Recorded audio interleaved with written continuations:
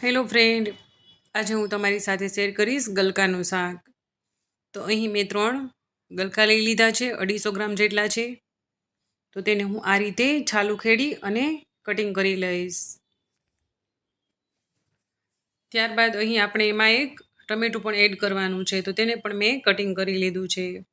અહીં મેં લસણ વાટી લીધું છે. તો હવે એક પેનમાં હું તેલ ગરમ કરવા મૂકીશ, તેમાં રાઈ એડ કરી દઈશ, જીરું એડ કરી દઈશ અને હિંગ પાવડર એડ કરી દઈશ. અને આપણું લસણ વાટેલું છે તે પણ આપણે તેમાં એડ કરી દઈશું. અને ત્યારબાદ અહીં કટિંગ કરેલા ગલકા છે તે પણ આપણે તેમાં એડ કરી દઈશું અને એકદમ સરસ રીતે આપણે તેને મિક્સ કરી લઈશું.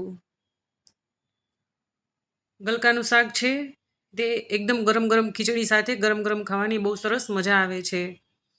સાંજે બનાવીએ તો ખીચડી સાથે ખાવાની ખૂબ મજા આવે છે.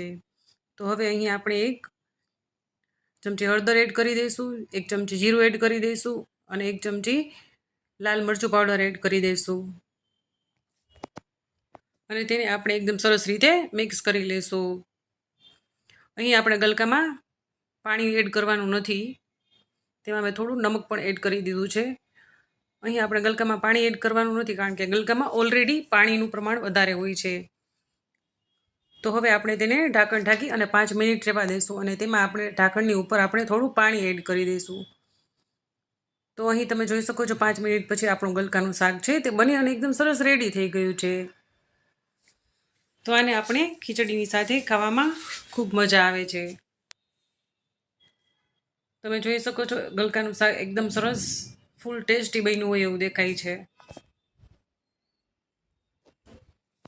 તો હવે આપણે ગેસની ફ્લેમ બંધ કરી દઈશું અને હવે આપણે એક બાઉલમાં સર્વ કરી લઈશું. તો તમે જોઈ શકો છો આપણું અહીં ગલકાનું શાક બની અને એકદમ સરસ રેડી થઈ ગયું છે. Bye bye. તમને મારી આ રેસીપી પસંદ આવી હોય તો એકવાર જરૂરથી બનાવજો. Thank you.